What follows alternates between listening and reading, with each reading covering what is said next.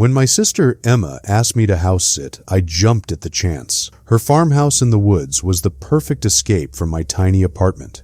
She left me a simple to-do list: water the plants, feed the cat, and bring in the mail. But her last instruction stuck with me. "Oh, and don't sleep in the guest room," she said, almost too casually. "Why not?" I laughed. "Just don't." Her voice turned serious, but she wouldn't explain. That Friday evening, the house felt cozy. Muffin, Emma's cat, curled up on the couch as I unpacked. But curiosity nagged at me. Why avoid the guest room? By 10 p.m., I couldn't resist. The guest room was at the end of the hallway. The door creaked as I opened it, revealing a neatly made bed, an antique desk, and an ornate mirror propped against the wall. The mirror's frame was intricately carved, its dark wood almost black. I approached, staring at my reflection. Something was off. The glass seemed unnaturally clear, almost alive, but the reflection lagged, just slightly. I waved my hand and it followed, but not perfectly. The unease was enough to make me leave. I shut the door firmly behind me, determined to forget about it. Around 2 a.m., I woke to a sound. Scrape, scrape. I froze, listening. It came from the hallway. "Muffin?" I called softly, but the cat was curled in the armchair, wide-eyed and staring at the guest room door. The sound grew louder, more deliberate. My stomach tightened as I crept toward the hallway. The guest room door was ajar. I was sure I'd closed it. My hand trembled as I pushed it open. The room looked untouched, except for the mirror. A single handprint, small and smudged, marked the inside of the glass. It wasn't mine. Before I could react, the handprint dragged down the mirror, leaving a faint trail. My chest tightened and I stumbled back, slamming the door shut.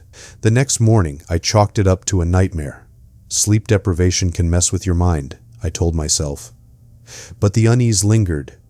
That night, the scraping returned, louder this time.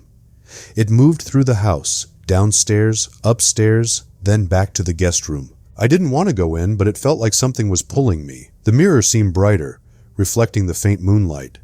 My reflection stared back, but something wasn't right. Then it moved. Not me. The reflection. It tilted its head and smiled. I stumbled back. My breath caught in my throat. The figure in the mirror lifted a hand, pressing it against the glass, and I swear I heard a whisper. "Come closer." I ran out of the room, slamming the door behind me. I called Emma the next morning, demanding answers. Her voice shook as she explained. "The mirror was here when we moved in," she said. "The last owners said it belonged to their daughter. She died in that room." My skin crawled. "They said if you look too long, she might follow you." I tried to stay away, but the house seemed to hold me. By the next evening, I couldn't leave. Every window showed only dense woods, even the ones that had faced the road. The electricity flickered and the air grew colder. That night, I heard her voice. It wasn't scraping now. It was laughter. Soft, girlish giggles coming from the guest room. This time, I didn't hesitate. I pushed the door open, and the mirror greeted me, glowing faintly.